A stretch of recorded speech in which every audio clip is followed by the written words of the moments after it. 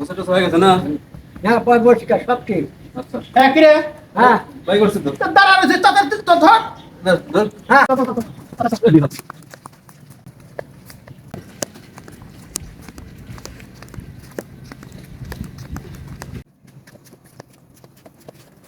আল্লাহ আল্লাহ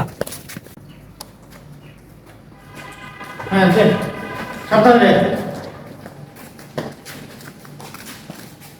channel খোলো সবাই হ্যাঁ হ্যাঁ চ্যানেল খোলো হ্যাঁ চলো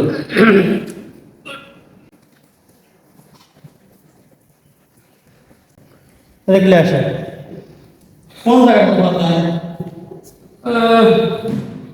এই জায়গাতে বললাম ইমামের পিছনে না কোন জায়গাতে ইমাম পিছনে মসজিদ দাঁড়ায় না হ্যাঁ কিনারে দিলে আপনি সভাপতি মানুষ কিনারে দিলে কেমনি হবে মাঝখানে দিই হ্যাঁ আপনার সভাপতি মানুষ মাঝখানে দেয় কিনারে দিলে কেমনি হবে নি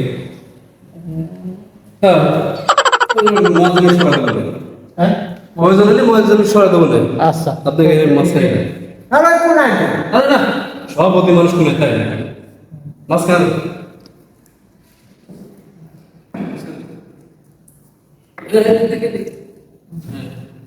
ঠিক আছে এই জায়গায় হ্যাঁ হ্যাঁ এই জায়গায় থাকবে এমনি থাক বসে দেন তো কি hore মাথা নিচে এটা ঠিক আছে ডাক্তার যা কইছিলি এখন আমার কত ভালো লাগতেছে ইবাদত করেও আরাম পাবো আল্লাহ তাহলে কি একটু আগে যাবো হ্যাঁ সামনে তো পিছনে তো আর এক কাতার হবে না রে সামনে একটু আগে নেই আগাতে তাহলে এক কাম করো কোন আইটা আরে না হ্যাঁ কোন আইটা ভালো হবে। আরে সভাপতি মানুষ কোন থাকবে নাকি এই ইমামের পিছনে থাকবেন প্রয়োজন হলে মসজিদে কই ছাড়ি দেবে হ্যাঁ হ্যাঁ এটা কথা ঠিক কয়েছে তোকে মজ্জাম আমার সাইডে থাক হ্যাঁ এই দেখো না খুব ভালো লাগতেছে ঠিক আছে আমার দাঁড়া নরম আছে না হ্যাঁ বসে আরাম পাবে আমার দাঁড়া নামাজ কালাম পুরো আমার এত কষ্ট হয় হ্যাঁ আহ আর সাইডে আল্লাহ। রাখতে হবে। সালাম সালাম আর আমার বাবার নামাজ করে শান্তি পাবেন না ঠিক না, না। আছে ঠিক আছে ঠিক আছে পারবেন ঠিক আছে হ্যাঁ তাহলে দেখে যারা না আমি চাচ্ছি যে শব্দটি মানুষের সমস্যা তাহলে কোন আইটা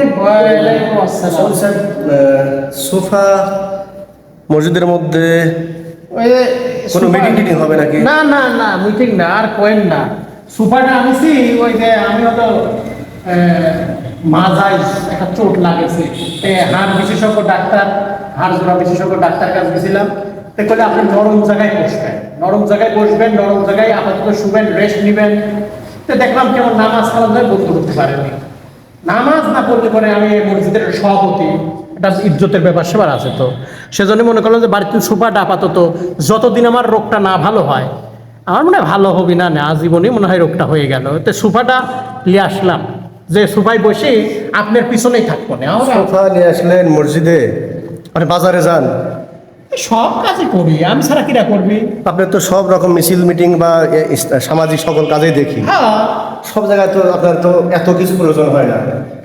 নামাজের সময় যে সোফা লাগবে আমি তো আমার তো মাথায় আসছে না।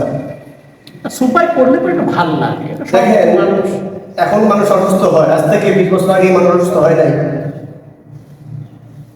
আপনি খেয়াল করে দেখেন যে আপনার বাবা অসুস্থ ছিল, সে কোনোদিন কি চেয়ার বা সোফা নিয়ে মসজিদে চেয়ারে বসে নামাজ পড়ছে, সোফা নিয়ে নামাজ পড়ছে?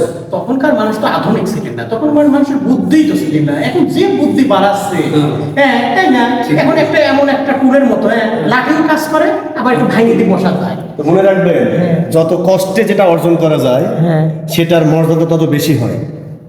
আপনি নামাজ পড়বেন মাটিতে, যদি আল্লাহ রাসূল বলছেন আল্লাহ তাআলার ঘোষণা, তোমার দাঁড়িয়ে না পড়লে বসে পড়ো, বসে না পড়লে শুয়ে পড়ো। কোথাও বলা হয়নি যে তুমি কোনো আসন বিশিষ্ট কোনো কিছু নিয়ে তার উপর বসে তুমি নামাজ পড়ো, এমন কথা বলা হয়নি। কিন্তু আপনি যা করছেন, আপনাকে তো আরও সমাজের মানুষ অনুসরণ করবে। এক সময় তো আমার মনে হয় যে মসজিদের মধ্যে খালি সোফা কেন, খাট পালংও চলে আসতে পারে, যে সবাই খাট পালং বেশি শুয়ে নামাজ পড়ি। এটা আমার কাছে বোধগম্য। আমি মনে করছি মনে হয় কোনো মিটিং টিটিং হবে, ভাবছিলাম এখানে তো আপনার মেহরাবই আছে, মেহরাবে তো বসে করা যায়। তারপর সোফা নিয়ে আসছে নামাজের জন্যে, এটা কেমন কথা?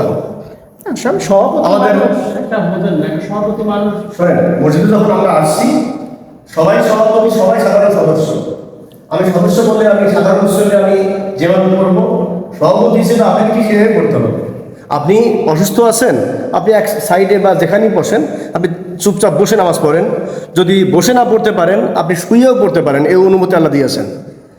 আর সারা রাস্তা হেঁটে আসতেছেন, সব ঠিকঠাক, বাজারঘাট করতেছে, মার্কেটে আছে, সব চলছে, সামাজিক কার্যক্রমগুলো চলছে, আর এই নামাজের সময় আপনার সোফায় নামাজ পড়া লাগবে, আসলে এটা কখনোই ইসলাম সমর্থিত না। তাহলে কি করব? আল্লাহর সাথে বিয়াদবি মনে হয়। অবশ্যই আপনি যখন মালিকের সামনে দাঁড়াচ্ছেন, আপনার মালিকের সামনে দাঁড়ানোটা হবে নিজেকে সোপর্দ করা, ঠিক নিজেকে নত স্বীকার করা। দেখেছিস? আপনি সোফাতে আছেন, দেখেন মনে হচ্ছে আপনি রাজা রাজা হয়ে বসে আছেন। শুনে হুজুরের কথা বুঝেছিস কি? আসলে তো বুঝাতে পারিস নি। একটা এমপি যদি এখন আসে, আমি উঠি দাঁড়াবো না নে? তা তো তাহলে দাঁড়িয়ে আল্লাহর কাছেও তো এইভাবে। অবশ্যই আল্লাহ তাআলা এটাই চান যে বান্দা আমার কাছে যতটা নত হবে, যতটা নিজেকে সোপর্দ করবে, আল্লাহ তত বেশি খুশি হবে। না, আসলে ইমাম সাহেব আমি মনে করলাম কি যে সকল মসজিদে চেয়ার ঢুকে গেছে, আর আমার মসজিদে আমি এটা সভাপতি মানুষ, চেয়ারে নামাজ পড়বো, তো বাড়িওয়ালা করলাম কি একটা চেয়ার দাও তো, মসজিদে নিয়ে যাবো নামাজ পড়বো। তো বাড়িওয়ালা আবার বলে কি চেয়ার বাদ দিয়েছে, সোফা নিয়ে যাও। তো এখন বুঝতেছি যে বাড়িওয়ালা আসলে ইয়ার কি মারি কয়েছে, মানে রাগ করে কয়েছে, আমি চেয়ারে যে নামাজ পড়ি বাড়িওয়ালাও চাচ্ছে না, এই জন্য আমি সোফা নিয়ে চলে আসছি। আসলে বুঝিনি। তার মানে উনি বুঝতে পারছেন যে আসলে চেয়ারে নামাজ পড়া ঠিক না, ঠিক না। আর উনি রাগ করেই বলছে। হ্যাঁ। আপনি মনে করেন সত্যি সত্যি আপনাকে সোফা নিতে বলছে, তাই না? এই জন্য ইমাম সাহেব আমার আসলে আমার নিজেরই ভুল হয়েছে। এই মসজিদে চেয়ারটি নিয়ে নামাজ পড়া আসলে ঠিক না।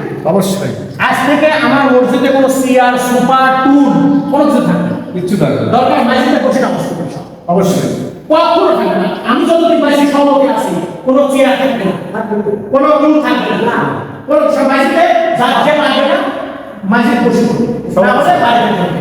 একটা ছোট্ট হাদিস বলি। রাসূল বলছেন তোমরা 8টি অঙ্গ দিয়ে আল্লাহকে সিজদা করো। 8টি অঙ্গ হচ্ছে কপাল, 2 হাত, নাক, 2 হাঁটু, 2 পা। যদি আপনি সোফায় বা চেয়ারে পড়েন, দেখেন শুধুমাত্র পা দুটো মাটিতে থাকে, আর পুরা বডি কিন্তু উপরে। আপনি কিন্তু কপাল মাটিতে লাগায় সিজদা করতে পারছেন না। তাইলে যখন আপনি মাটিতে বসে নামাজ পড়বেন অথবা যেভাবে পড়েন, অন্তত মাটির সঙ্গে আপনার সম্পর্ক থাকে। এই জন্যে 8টা অঙ্গ দিয়ে সেটা করার কথা বলা হয়েছে। আমার সামর্থ্য যতটুকু, শারীরিক সুস্থতার উপর ভিত্তি করে ততটুকু আমাকে প্রয়োগ করে নামাজ আমাকে পড়তে হবে। অবশ্যই। যাকে আপনি যে বুঝতে পারছেন, আল্লাহর কাছে দোয়া করে আল্লাহ আপনাকে কবুল করুক। আমরা যেন এই ভুল আর কেউ না করি, জি। প্রত্যেকটা সমাজে এই ব্যবস্থা চালু হোক। জি জি জি, সব- দরকার নেই। চেয়ার টান দাও। তুলে নেবে। আচ্ছা, হ্যাঁ, এখনো কোনো দরকার নেই। যেটা সুপার টুপার মসজিদ থাকবেই না। এই কোন কাজ?